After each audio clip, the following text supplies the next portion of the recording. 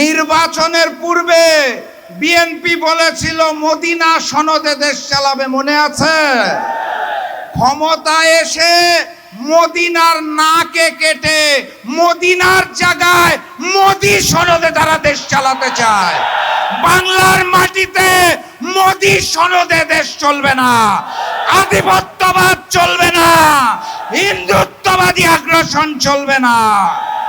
সম্প্রতি আমাদের বিজিবি এবং ভারতের বিএসএফ এর মহাপরিচালক পর্যায়ে একটি বৈঠক অনুষ্ঠিত হয়েছে। বৈঠকের পর আমাদের বিজিবি সংবাদ মাধ্যমে যেই বিজ্ঞপ্তি দিয়েছে, সেখানে পুশিনের কথা বলা আছে, সীমান্ত হত্যার কথা বলা আছে, আলহামদুলিল্লাহ।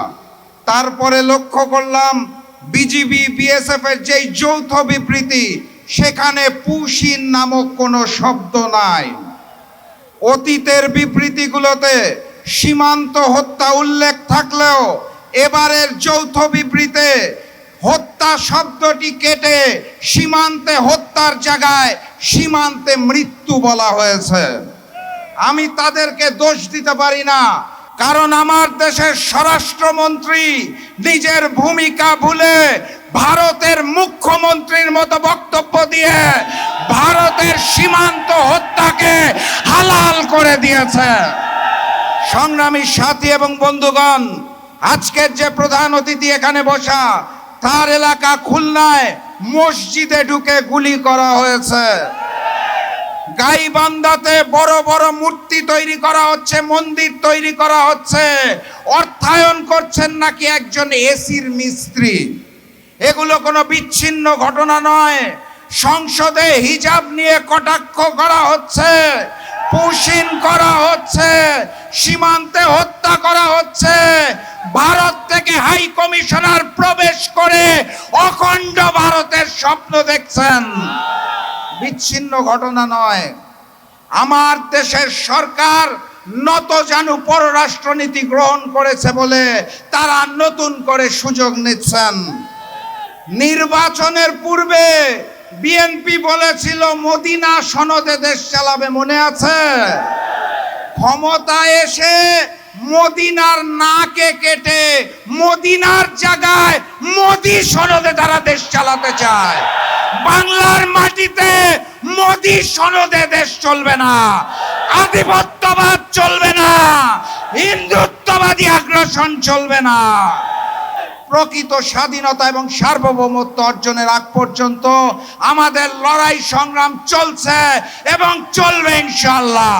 দেখা হবে বিজয়ে। বিজয়ের পথে যাত্রা শুরু, জীবন অথবা মৃত্যু। আসসালামু আলাইকুম।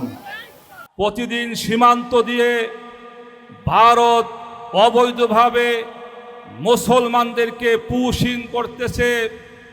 এই সকল বিষয় নিয়ে আমরা 11 দল এবং দেশের জনগণ আজ উদ্বিগ্ন।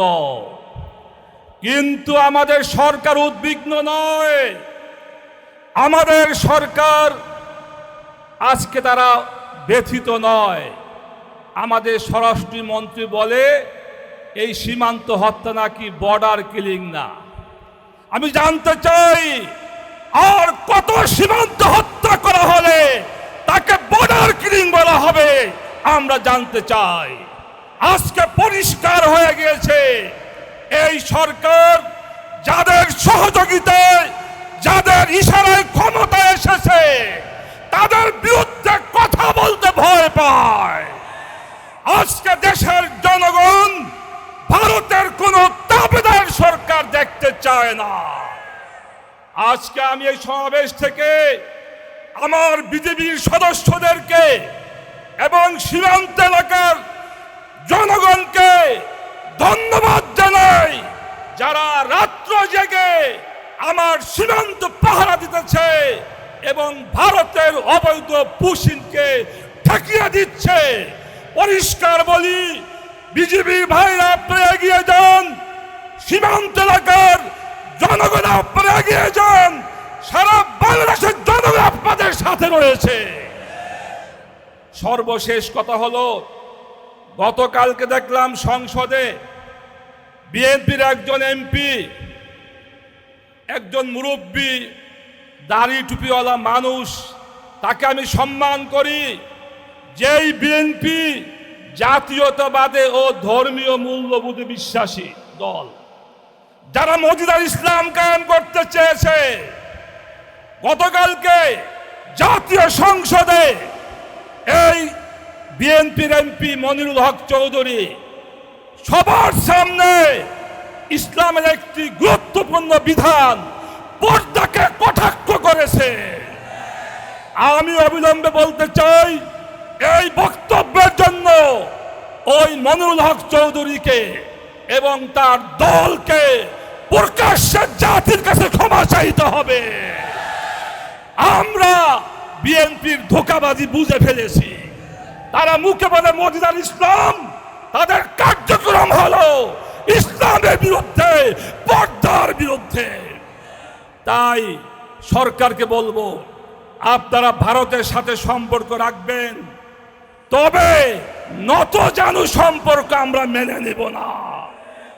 আমরা সাহসিকতার সাথে আমার দেশের স্বকীয়তা বজায় রেখে বীরত্বের সাথে সম্পর্ক রাখবেন, আমরা সেই সম্পর্ক চাই। জুলাই অভ্যুত্থানের পর 12 ফেব্রুয়ারি নির্বাচনে যে সরকার ক্ষমতায় এসেছে, জুলাইয়ের অন্যতম আকাঙ্ক্ষা হচ্ছে সীমান্ত হত্যা বন্ধ করতে হবে।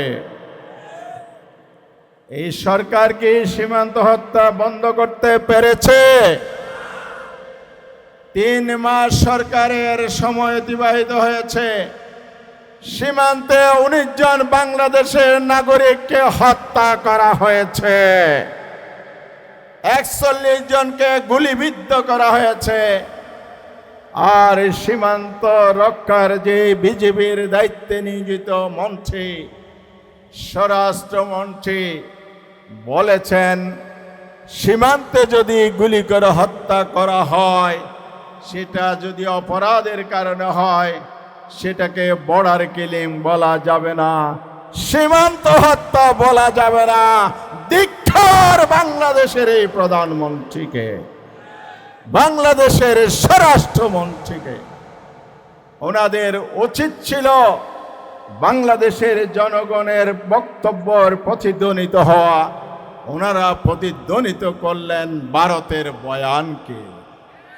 সুতরাং আমরা বলতে চাই, এতই যদি ভারত প্রীতি আপনাদের মনে লালন করেন, ওই পারে গিয়ে অন্তত মুখ্যমন্ত্রী হতে পারেন কিনা চেষ্টা করে দেখুন। বাংলাদেশের মন্ত্রিত্ব দায়িত্ব পালন আপনাদের শোভা পায় না। সংগ্রামী ভাইরা আমার, গতকাল সংসদে সীমান্তে প্রশ্নের জন্য আলোচনার এজেন্ডা ছিল। আমরা জানি না কোন কালা হাতের ইশারায় এই আলোচনা স্থগিত করা হয়েছে। বাংলাদেশের জনগণ বিজেপির সাথে পোষণ প্রতিহত করছে, আর পার্লামেন্টের সরকার পোষণের আলোচনা করতে দিচ্ছে না। তাহলে সংসদ কেন দরকার আমাদের? পার্লামেন্টে ভেঙে দেন। আপনারা ব্যর্থ হয়েছেন, স্বীকার করে নেন। জনগণে এদেশের সীমানা রক্ষার জন্য এগিয়ে যাবে। শেষ কথা বলতে চাই, ভাইরা আমার, সাপুড়িয়া সাপ পালে, আর সেই পুষিত দুধ কলা দিয়ে পোষা সাপে সাপুড়িয়াকে দংশন করে মৃত্যুর কোলে ঢেলে দেয়। আজকে যাদেরকে এই ভারত বাংলাদেশের তাদের তল্পি বাহক, তাদের সেই কি বলে প্রধানত তাদের অনুগত সরকার হিসাবে পোষতে এই সরকারের হোশ হচ্ছে না। যে সাপুড়িয়া পালছে সেই সাপুড়িয়া তাকে যেমন মারে। এই ভারত আপনাদের বন্ধু নয়, আপনাদেরকে দুধ কলা দিয়ে পড়ছে। জামাত ইসলামী এবং 11 দলকে ক্ষমতায় আসতে না দিয়ে ক্ষমতায় বসিয়েছে বাংলাদেশের স্বার্থের জন্য নয়, ভারতের স্বার্থ রক্ষার জন্য। সময়ের জন্য অপেক্ষা করুন, পরিণতি কি হয় আপনারা দেখতে পারবেন। আমি আর কথা বাড়াচ্ছি না, সবাইকে প্রধানমন্ত্রীর বক্তব্য শুনে এবং আমরা যে মিছিল করব আজকে ডাক দিয়েছি সেই মিছিল সফল করার জন্য উদাত্ত আহ্বান জানিয়ে আমার বক্তব্য শেষ করছি। সবাইকে ধন্যবাদ। আসসালামু আলাইকুম ওয়া রাহমাতুল্লাহ।